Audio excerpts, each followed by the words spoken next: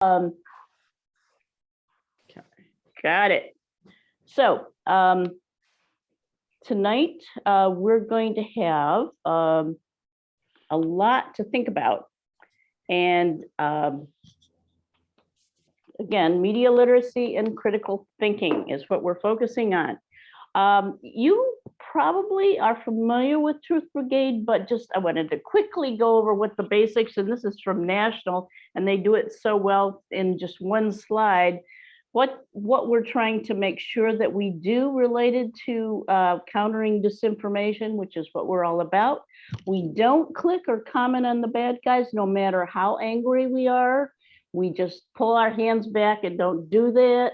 We think it, but we don't do it. We don't use the language of the disinformers. Yep, if you name it, you spread it. And that tends to be a problem with journalists, I think. They need to learn it too. We are about trying to respond authentically and personally. Now, we tend to share template posts, but we encourage people to actually personalize them. Now, another thing, we don't argue with people, and we really try and engage with people with finding common values. That's how we start out our posts. And even though some of us really like facts, we don't just throw a bunch of facts at people. We raise questions. We want people to think. And we also accept the fact that we're not going to change everybody's mind. In fact, we're not going to change anybody's mind. We're going to share with persuadable people, and that could be offline as well as online. And they're going to maybe start asking questions and make decisions to change while they're looking at things.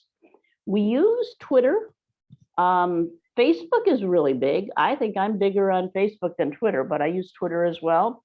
TikTok, I have not ventured into, but who knows? Maybe one of these days. Instagram, I do use, and we use the hashtag Truth Brigade and Truth Brigade Illinois when we're communicating. Next slide. Yes. You know, one of the things that National has been encouraging us to think about this year is that we're encouraging people to think critically. And they pointed out a recent study that MIT did where, and this is really shocking, 85% of disinformation is shared inadvertently. So I can accidentally share something that's maybe not quite true because I'm on Facebook and it looks good and I'm going through fast and I just share it. But interesting point, one message to check the source reduced disinformation sharing by 15%, and that impact lasted for months.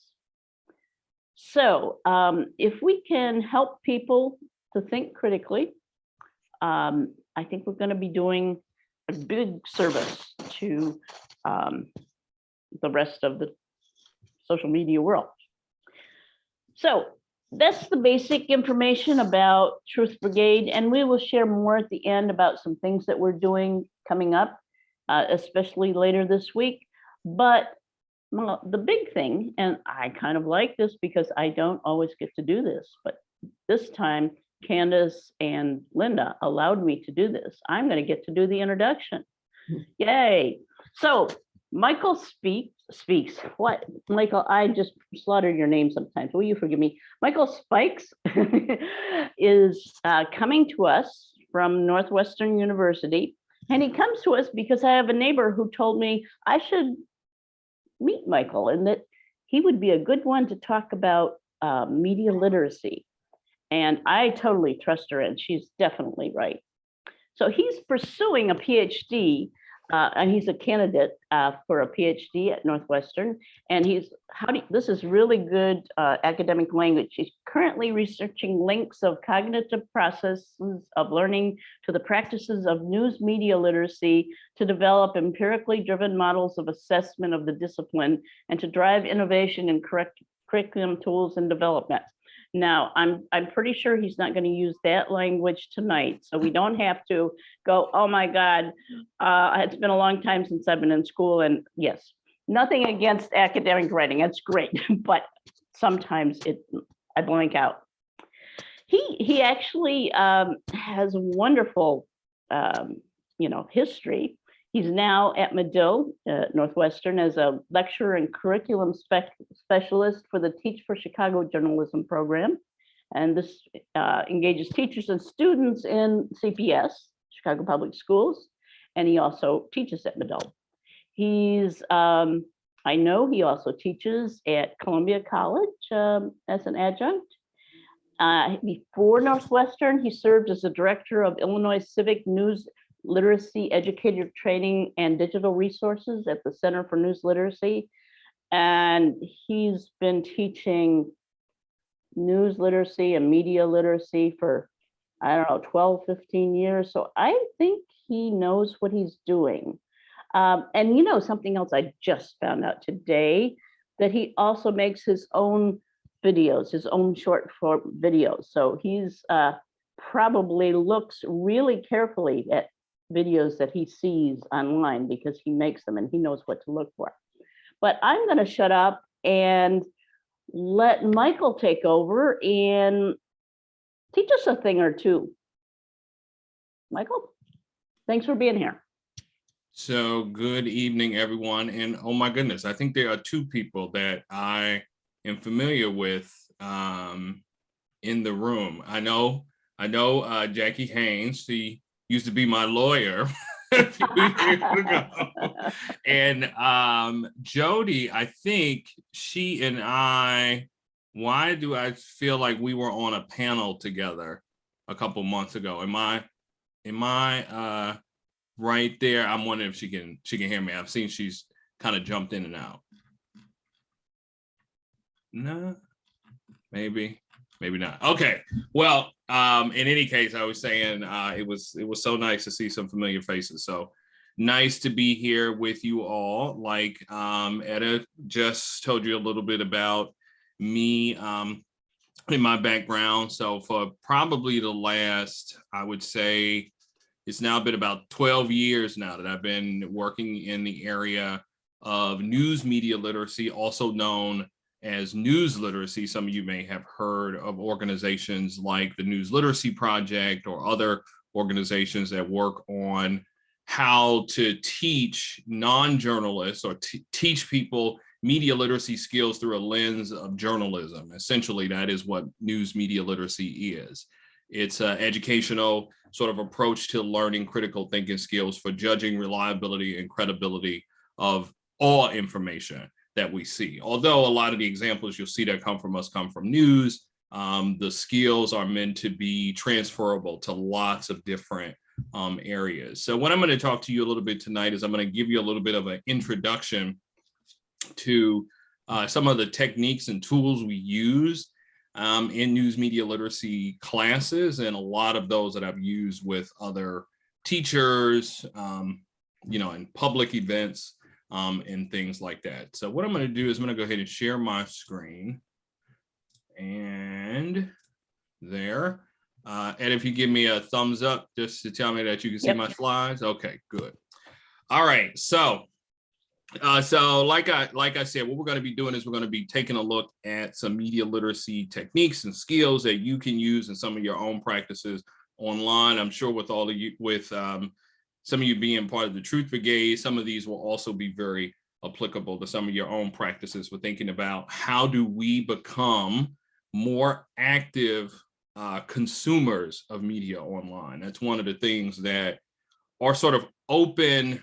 Sometimes the term we use with it is ecosystem, and that's all the different places that we get media from, sort of makes and puts the onus now on the consumers now, and it's more important for us to get those kind of skills.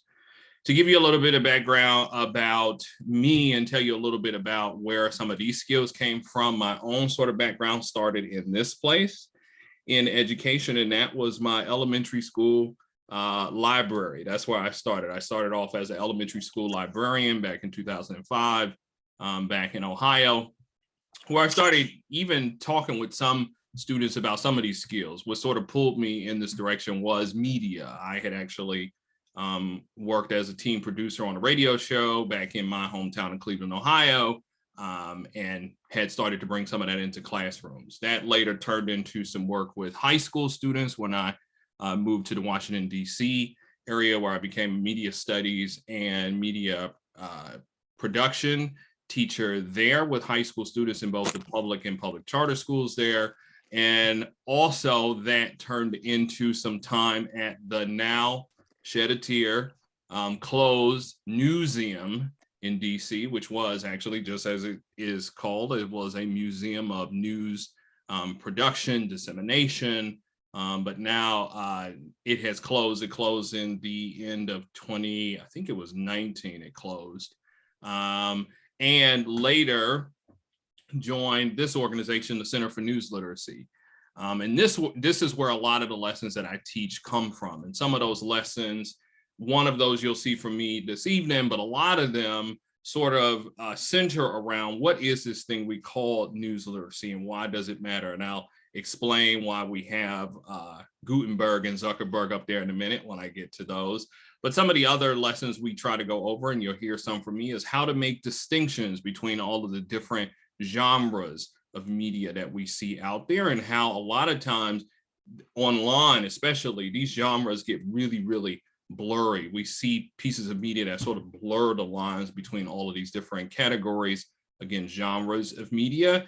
We also talk about things like how do we make distinctions between journalistic opinion from mere assertions online that we get a lot of times that we might see. I won't be talking about that, but that's another lesson we talk about in news literacy classes.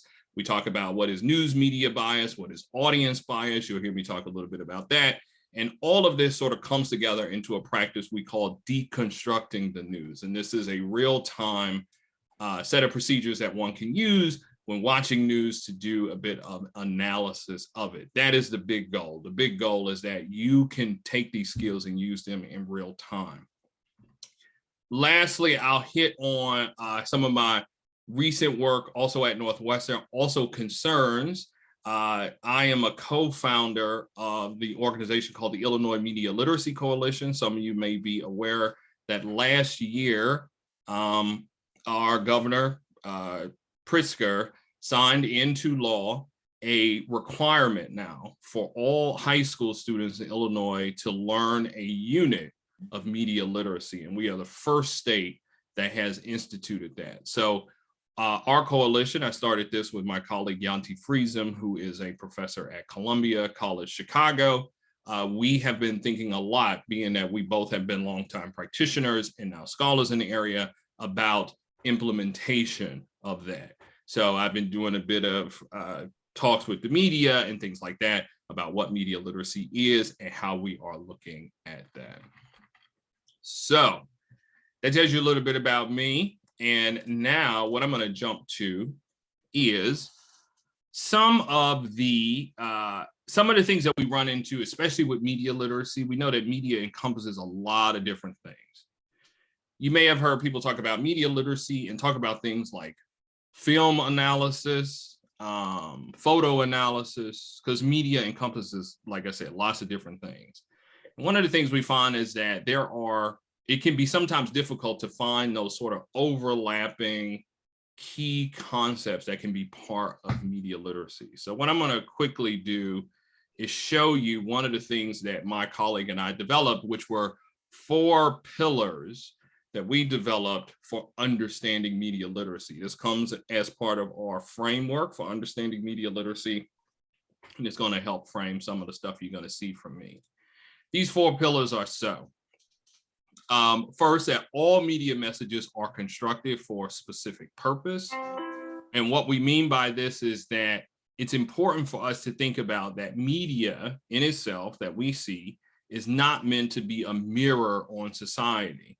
It is made up by a lot of purposeful choices on the part of its creators. So in particular, when creators make videos, if anybody creates, lots of us are media creators, being that we post things online or things like that, we make purposeful choices about what to include and what not to include in that media.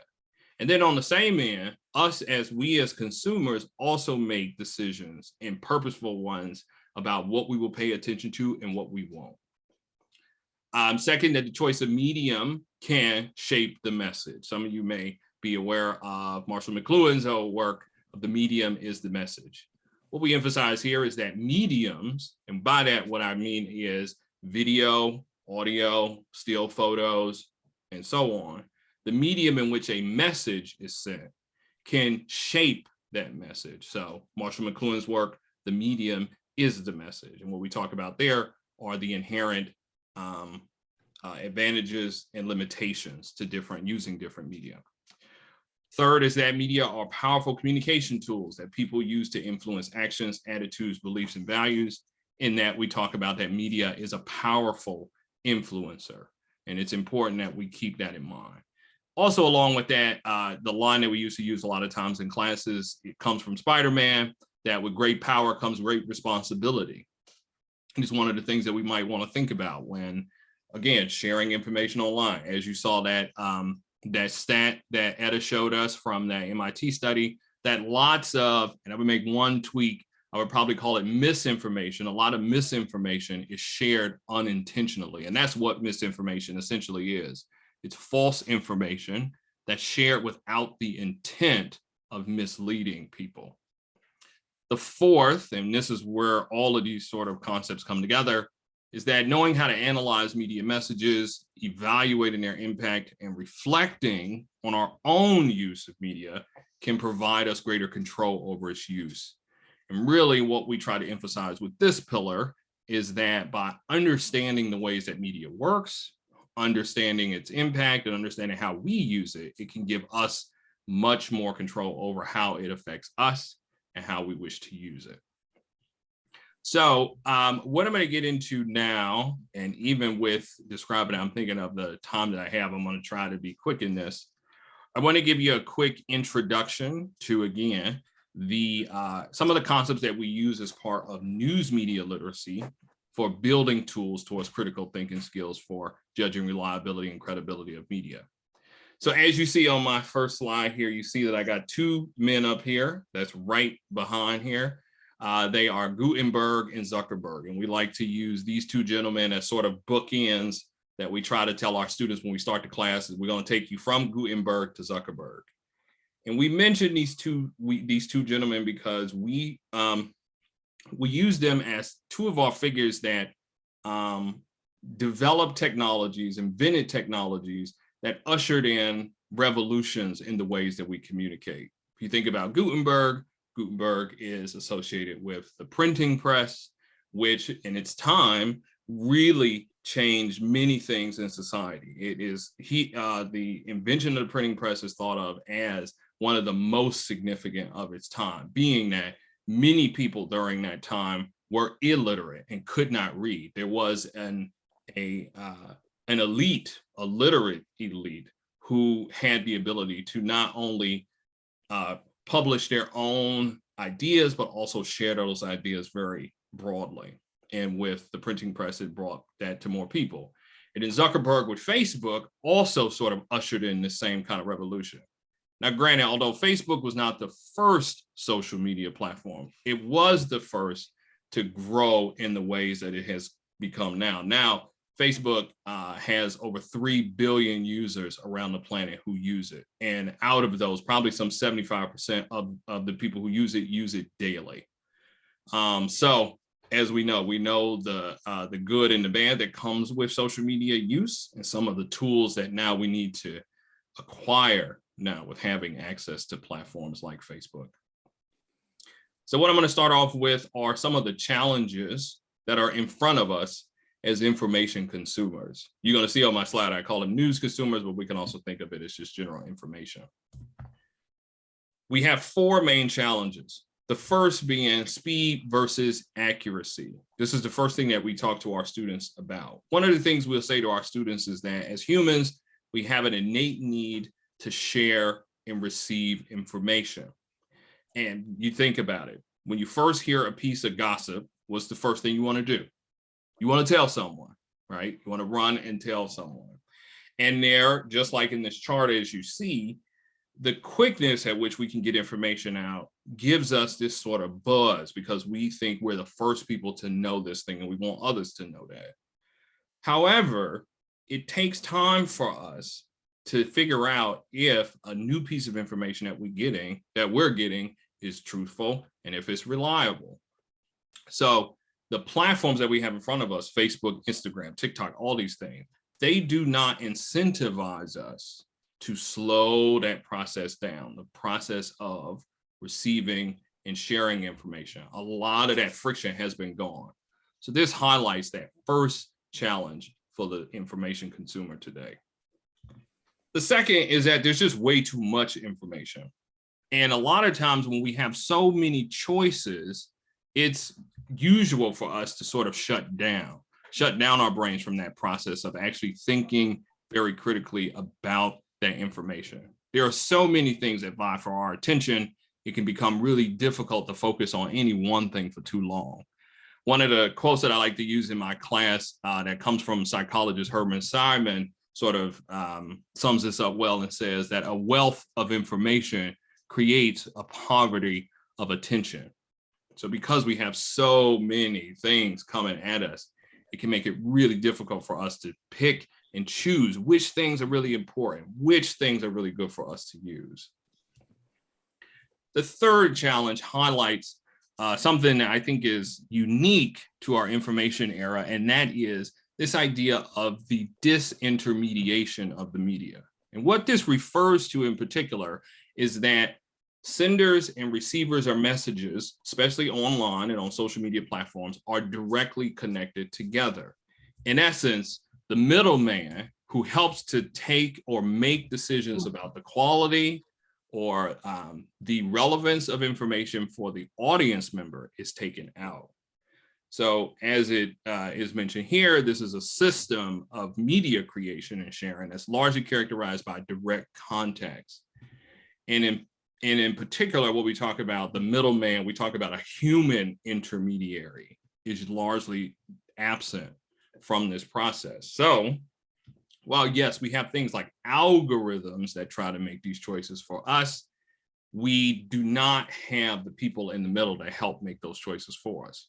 Now, granted, what that does do is it largely democratizes these platforms. It allows for a lot more voices to be out there in the world, voices who we used to not hear from. And that's a good part of having these open platforms. But what it's also done is it sort of opened up the door to lots of other kinds of information from purveyors, from producers who may not have the best of intents. Here's an example that sort of highlights this. And with it, this sort of blurring of the lines between knowing what we're seeing. You heard me talk about this a little bit earlier in terms of media genres. Now I go to my example. Here are two Facebook posts.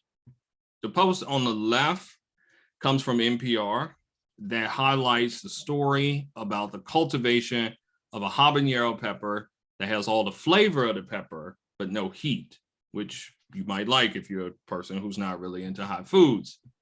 And on the right side, you see another post that looks a lot like the one on the left. And I'm gonna ask you in the chat to quickly tell me, what are some differences that you notice between the two posts here? The one on the right versus the one on the left.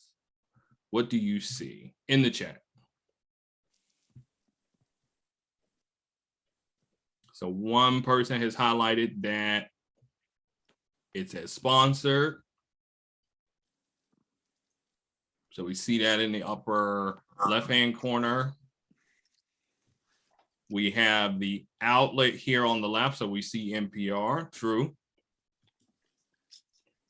Home Chef as the place where it comes from, true.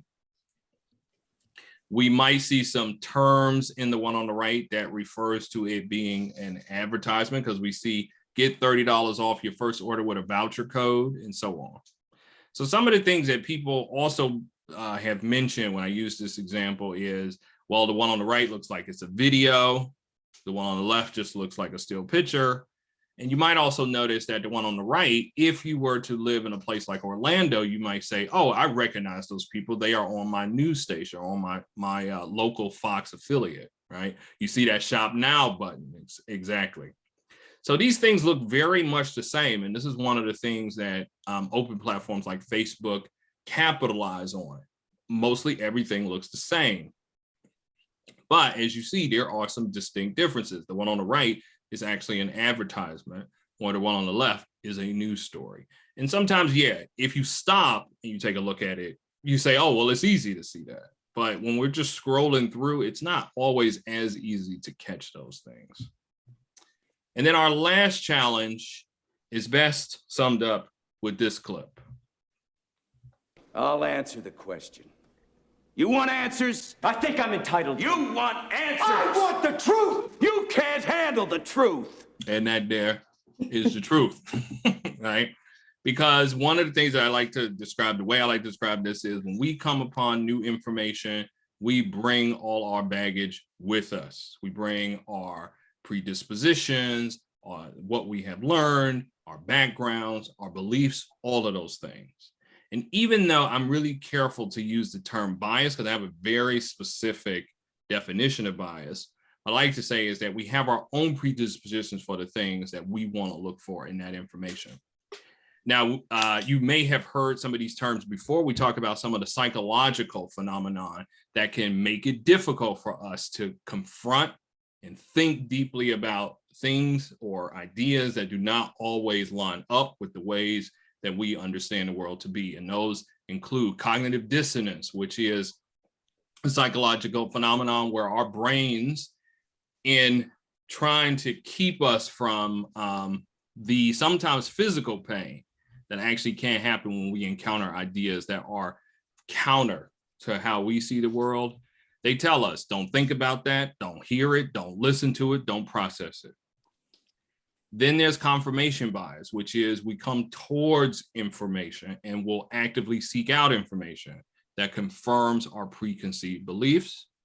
And the last that you also heard sort of referred to from Edda's introduction is that something called a backfire effect. And that is when you're having a conversation with someone and they are just adamantly against whatever it is that you are trying to tell them about, the more facts, the more information that you try to give to them, the harder it will be to get through to them, because they will just dig their heels in even deeper and hold those beliefs even closer because they think they're being attacked. And a lot of times we will also do those same things when somebody comes to us with ideas that are counter to our own.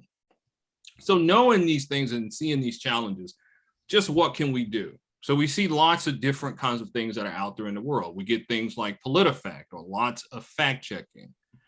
We also get checklists sometimes that tell us when you come upon information, check this to do that, to do this, and do that, and do that. We also have technologies like NewsGuard, which is actually a browser plugin that will assign checklists, green checklists to things that it has determined to be truthful, especially in terms of news outlets. But I would argue that all of these things, the minute that someone probably gets this or understands them, something else will come at them that will completely get over on all of these sort of things.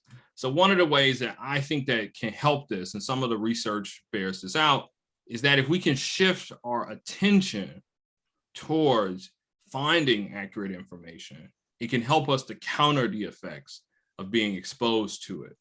So Gordon Pennycook is a psychologist out of Canada who does a lot of work in this area and has found in studies that by just simply telling people, just like, again, Edda, I'm so glad you gave that introduction because it gave me so many points to hit back on.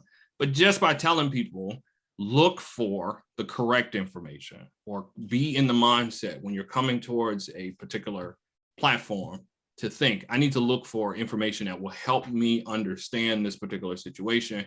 It can help counter the effects of being exposed to misinformation. So for me, I am a big proponent of education to do this. And one of the ways, and the ways that I use it, is through something called news media literacy. And what this refers to is, it is the ability to use critical thinking skills to judge the reliability and credibility of news reports, because we use this in the journalism context, no matter where they come from. And this particular definition comes from the Center for News Literacy, the organization in which I used to work for, and a lot of these lessons come from.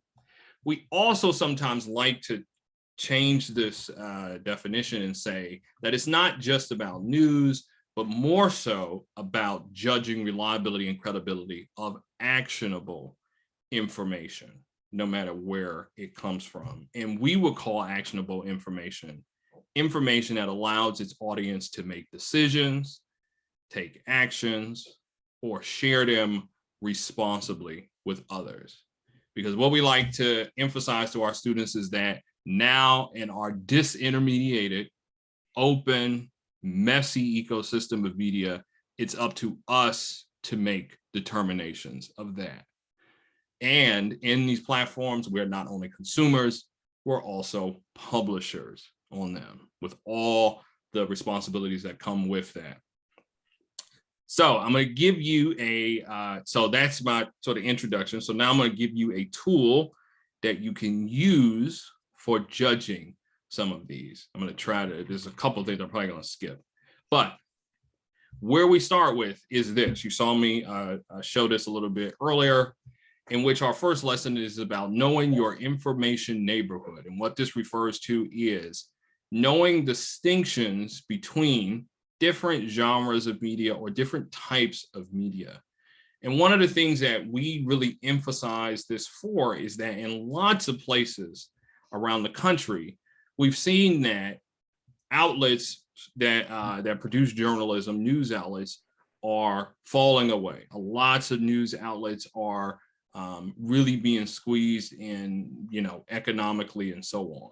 And lots of other players will try to jump in and fill the gap that don't always have the same intentions of news outlets in particular. One of those examples comes through even local papers that people will get in areas where local papers have been lost. Sometimes these are referred to as news deserts. These are highlighted in the gray areas here in the United States. The woman Penny Abernathy does this sort of research and looking into where are places where people are having very difficult times finding reliable information about what's going on in their communities. Granted, in an area like ours, we have lots of news outlets here, but as we know, they are under stress too. And again, when those news deserts pop up, we get other players that will jump in and try to replicate or create products that look like traditional journalism, but actually is either meant to promote a particular candidate, a political candidate, or a particular party. We have that happen. We have websites that pop up to do these same kind of things. We're going to see an example from one of these websites from a recent story too. So one of the things we use with our students to try to make distinctions between all of these different kinds of media that we come across is something we call the taxonomy of information neighborhoods. And what this outlines are the six genres of information that are broken up into journalism, entertainment, advertising, publicity, propaganda, and raw information. If you would like to get a copy of this, this chart on your own, you can follow that link that I've got there. I'm also going to go ahead and type it in the chat. I did not know how hard it is to both talk and type at the same time. It is. Hoods 2. There we go. I hope I typed that right.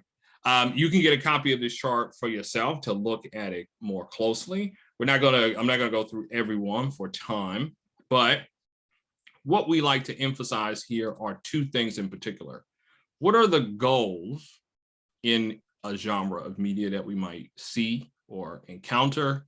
And what are the intended outcomes? We'd like to focus on these, and we'd like to use these to, again, make distinctions between each of these different genres. we also highlight here the ways in which these genres can get really blurry. So what I'm going to do is I'm going to show you an example of how these genres can get blurry, especially in the internet era. I'm going to show you an example, and then afterwards we're going to have a poll, which you're going to get a chance to determine or pick which one of these genres it fits into. Here we go. Getting that perfect photo is now more important than ever. Selfie sticks have helped get a better shot, but at the inconvenience of carrying it. At Ms. Moose, we understand the importance of looking great without giving up comfort. The selfie stick is a great solution to a problem, but in turn, it has created a new problem. This was the opportunity for Ms. Moose to create an even greater solution. Introducing the selfie shoes. No matter where you go, you'll always be camera ready. Just insert your phone into the port, raise it to the perfect angle, and click the internal button with the tap of your toe to take the photo. To get the best range of angles, we have also added a docking port on each shoe, so you can get a photo from either your right or your left shoe. The great thing about the selfie shoes is you no longer need to use your arm, so now both hands are free to be in the photo. We're all super pumped about the selfie shoes. With wearable devices on the horizon, the possibilities are endless. We're working on a charging functionality as well as making the selfie shoes water resistant, so really, we're just getting started. Sign up to be one of the first to get a pair at msmoose.com/selfieshoes. All right, the selfie shoe. So what we're going to do is going to put up the poll, and we're going to have you in the poll make a determination on which genre of media you think this fits into. I wonder if I would see this on my screen. I don't. Can you see it? I do not see it. Okay, hold on. Oh, there it is. There it is. Okay. Now it's popped up. So I guess people can start answering now. You can go ahead and make a choice on what genre you think this fits into. It looks like most people say advertising. Some say entertainment. One says publicity. Let's give it maybe a few more seconds. Okay. Done? Okay. Here, I'll end it. Let's see. And I'll share the results. Can you see the results there? Yes, I got the results. So it looks like most people say advertising. And usually now, and I'm going to sort of push through here for time because I want to give us a little bit of time to ask questions. Also, feel free to use the chat. A lot of people say advertising. A lot of folks will say advertising. They'll usually say, because I see there's a product and it sounds like something is trying to be sold, but you might also go, well, that seems kind of silly, right? Like you can maybe see where somebody could get some use out of a selfie shoe, but you also might say, well, my leg doesn't go up that high. So I don't know. And I don't know anybody else whose leg goes up that high. So maybe I wouldn't be able to use it. You do, as some people saying, it looks like entertainment, maybe from The Onion, because it is kind of funny. You watch it and it does make you sort of laugh. And this is also one of the reasons why we like to use this example. So what this actually is, it's a piece of, and we can give the crown to the person who said publicity. It actually was a piece of publicity. It was a piece of publicity that was put out by Ms. Moose, which is actually a company that does sell women's shoes, but it was put out as an April Fool's joke a few years ago on YouTube. And what it was meant to do essentially was, like we see here on the chart, it was meant to promote the brand. It was meant to get people to think about the brand and maybe look for the brand. They might say, oh, Miss Moves, what's that, right? So it probably met its goal, right? Some people might have went to go do a Google search or so on, right? But again, it also highlights genres that sort of blurs the lines. It's a little entertaining, it might be advertising, it's kind of publicity, right? So it gets really, really blurry there. And that's why we like to use that example. So I'm going to move past that and get into a more sort of serious situation where, again, we have outlets or we have information that can come to us that looks like news, sounds like news, especially on platforms like social media, but it can be difficult for us to determine whether or not it is news. And how can we make a determination of that? So an example that I pull out that was from a recent story of the Oak Park school, a school district in Oak Park in our western suburbs, making the decision to change grading standards for students of color. Some people took this new sort of policy, even though it was meant in a different way, and turned it into a policy in which they say it will just use these to create different grading standards for Black students. Now we see a tweet here that comes from a person, and it comes from this West Cook news outlet. But if I show you the front page of that website, you might recall that it looks a little bit like one of those, we sometimes call them shadow news sites that I had highlighted earlier. Another one that very much looks like it was on this page, this Illinois Valley Times. And actually what this is, it's not really a piece of journalism, and actually is a partisan sort of outlet that looks like a news site, but it actually is not. How would you know that though? How do you identify that? So I'm going to get to that right in my next couple of slides. That's a good question. Good question. So what this does say to us is that we have to take a little bit more time when we see stories that come from this outlet. So one of the things that I use is a definition that we like to take specifically for news. And I kept sort of playing with this a little bit. I almost want to call it news media. Really what we're talking about is journalism. And the definition that we use is that news media is information of some public interest that's shared and subject to a journalistic process of verification for which an independent individual or organization is directly accountable. And as you see, I have these three words highlighted: verification, independence, and accountability. These are the three things that we say that a consumer, information consumer, should look out for in something that calls itself news, or I'll also say a piece of information that a person would need to be able to take some sort of action on. So here's how we look for these things. Number one, verification. What this is defined as is the process that establishes or confirms truth or accuracy of a claim. So in a news story, we might see that a claim is put in a headline like this: millions in US drink dirty water, records show. This is sort of a classic example. So first question we might ask ourselves is, what's the claim? What's being claimed? Millions in US drink dirty water. So what is this? More than 20% of the nation's water treatment systems, this is further down in the story, have violated key provisions of the Safe Drinking Water Act. Again, this is the claim. The claim tells us, what do you know? So always keep that in mind. What do you know? What do we know here? Then we ask the question of, how do you know it? So later in the story, we see the Times has compiled and analyzed millions of records from water systems and regulators around the nation as part of a series of articles about worsening pollution in American waters and regulators' responses. Again, we ask this question of, how do you know? That is what verification shows to us. Whenever we see a claim made, we want to ask the questions of, what do you know? And how do you know it? Is really what it comes down to.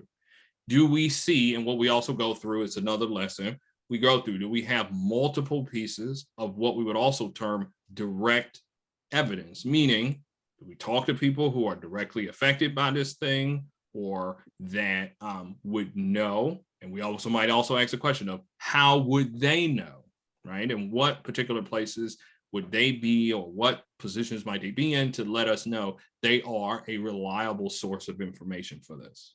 So we always want to look for verified information. Next is independence. Independence sort of breaks down to freedom from the control or influence of interested parties, coupled with a system of checks and balances to avoid influence of pre-existing beliefs.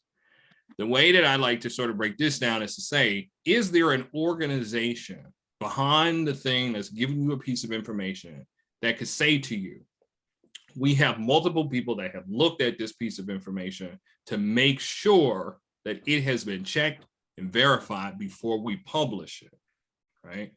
The outlets that we've seen before, lots of times, are not as independent. They may have, say, a funder or other things behind it that make them lack independence. One example of this comes from a news story from, this is an old example, but it's sort of like a classic one I like to use, is a city mayor was found to take on a pen name so that he could write stories about his city. Now, one would say that if a mayor was writing stories about the city that they ran, they probably would have a motives to make the city look good, right? So we would say that that person lacks independence.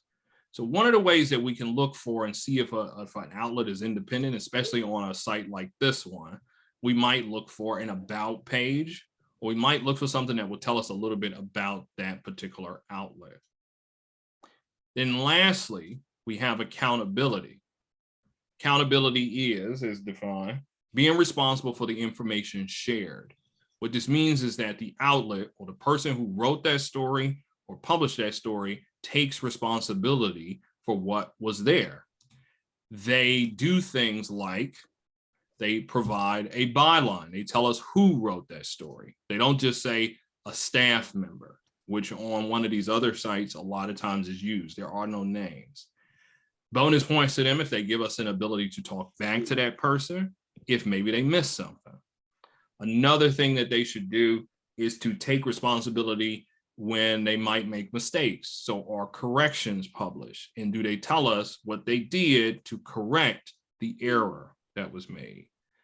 So again, we want to look for all of these things. And I know I went through this kind of fast, but what we want to make sure we look for in what I, again, would call actionable information or news is that it has all three of these things: verification, independence, accountability. And sometimes we might have to go with, and I would say the strongest one is verification. We want to make sure that if somebody makes a claim, we want to ask what evidence supports that claim. How strong is that evidence, right? So really your takeaways from this is that information can be separated into the neighborhoods. I showed you that taxonomy based on some key characteristics. We've also seen that some other forms of media will borrow characteristics of news, creating a blurring of the lines between categories, especially in places where news is not as accessible. But news, and really sometimes I would call this journalism, is characterized with the acronym VIA. We look for verification, independence, accountability. If we might have two of those out of the three, but we might have a hard time calling it news. So it's important to keep those things in mind when making determinations on whether or not something is news or not. So again, I will leave this here. If you have other questions for me, my contact information is there. But I would be more than happy to take some questions in the last few minutes that we have. So thank you so much for your attention. Well, thank you very much. That's fascinating information. One question we got was, how can we use the information when we're talking to people who don't know about this? What's your best way to address that? So I think one of the things that I know I've heard that the Truth Brigade uses a lot of time is that truth sandwich, right?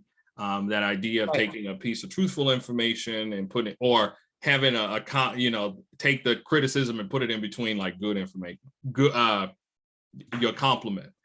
One of the things that I encourage people to do when trying to engage in conversation with people around maybe an issue that you find like people have this whole other set of facts is that you try to engage them in a practice of inquiry. So you ask them things like, tell me how you found that, or tell me where you found that. Instead of being quick to say, well, that's not right, let me show you what is right. Try to engage them in the practice of asking the questions that I presented earlier. What do you know, right? So maybe if somebody brings you a story that sounds a little bit off, you might want to ask them, tell me what you know about it. Or and then you might get into more of a conversation of tell me how you know that. Where did you get that from? Show it to me. Like, become curious. I think that's what we want to try to encourage people to do. We want to encourage people to become more curious about the information they come across. So we don't just take things at face value. We kind of engage in a practice where we ask those questions. What do you know? How do you know it? What don't we know? And yeah, right. And why don't we know these things yet? Yeah, so I would keep it there. That makes sense. I've got one more, and then unfortunately we're running out of time. It says, how can someone who is unfamiliar with the specific sources biases quickly learn what the biases are? As this often gets overlooked when a story is shared from an established outlet such as Forbes, which often uses stringers of various ilk, like and positive and negative. So how can you quickly identify the bias? So I think this hits on something that I talked about it as that first sort of challenge for today's information consumer. And that is really, there is no quick and fast way to sort of find that out. I think it's important because the question that I get a lot of times when I give these sort of presentations is, well, where you get your news from? Just tell me where you get your news, right? What you read, what you listen to. And then what I have to tell people is like, that's not the point. Like, my goal is not to come here and from on high and tell you I'm the smart person. You listen to what I say, you do this, you read that, right? No, my goal is more so to give you the tools to make those determinations for yourself. So unfortunately, what my answer to that would be, you have to make that determination. And one of the ways that you can make that determination on the part of an outlet is to follow news from that outlet for some time and compare it with other outlets. Right. So if an outlet publishes a story, like, watch out for this whole thing of like, we got an exclusive, right? Because one of the first things, news is almost like science reporting, or I should say publishing in science. You publish something, you put something out there, and here come all your colleagues saying, well, let me check that out too, right? You go through a process of peer review, they call it. And what you want to do is you want to compare the coverage that comes from an outlet with other with information that comes from other outlets to see how well it sort of aligns with those two and to see. But also, I will definitely acknowledge it cannot always be easy to do that because, again, we get lots of information in platforms that don't make it easy for us to do that. Yeah. So that does put more the onus on us as the consumers of information to make those determinations. Follow news from certain outlets over time. Again, compare them with other outlets and ask yourself those questions. Have they made a claim? How well do they support it? Do they help me to understand this situation? Rather than just saying, here's what happened today, I would even say as a news consumer, obviously I'm a voracious news consumer. I'm always asking the question of, are you helping me to understand this situation? Not just saying X thing happened. Okay, let's move to the next thing. No, Can you help me with that? Okay, great. Well, sorry to cut you off. That was excellent, fascinating information. We just wanted to go through, thank you so much. We just wanted to go through, a few announcements. And Etta, do you want to talk? I'm going to go ahead and share my screen about the January 6th hearings, speaking of important information. Okay, I don't have access online, Candace, so I can't read anything other than what you have. Thursday night is the first of several, many hearings that are going to be televised live from the January 6th committee. It's from 7 to 8:30 Central Time. There are watch parties. Some people are actually going to physical watch parties. I know there's one downtown Chicago. I know Candace is having a small watch party. Some people are going to online watch parties, and this is where you can find out how to do that. Also, here's a question. What if you're like me and you don't have regular TV service because you say, I don't want all this stuff. I just don't. Well, there is a way to watch the hearings the live stream. And Linda, is that She put it in the chat, and we will also send out these slides. right? So we've got that information out there. So the kind of fun thing is that we're going to be actually tweeting and sharing on Facebook and maybe some on Instagram during the actual live stream, kind of our reaction to things. The hashtag is going to be January 6th Justice. We'll also stick, probably if we have room, if it's not on Twitter, Truth Brigade Illinois on there too. So you can follow us along with us if you want to. Linda or Candace, do you have the things, or we'll send that, the people to follow if you want to. Yeah, no, we've got that document. We'll include that in our document. And you know, what's strongest about this is what we want to do is we want to get the truth out there. We, you know, the Republicans are going to be the MAGA crowd. They're going to be throwing out a lot of crap. We want to focus on this was an attack on our country. And it was not just a few guys who were there breaking into.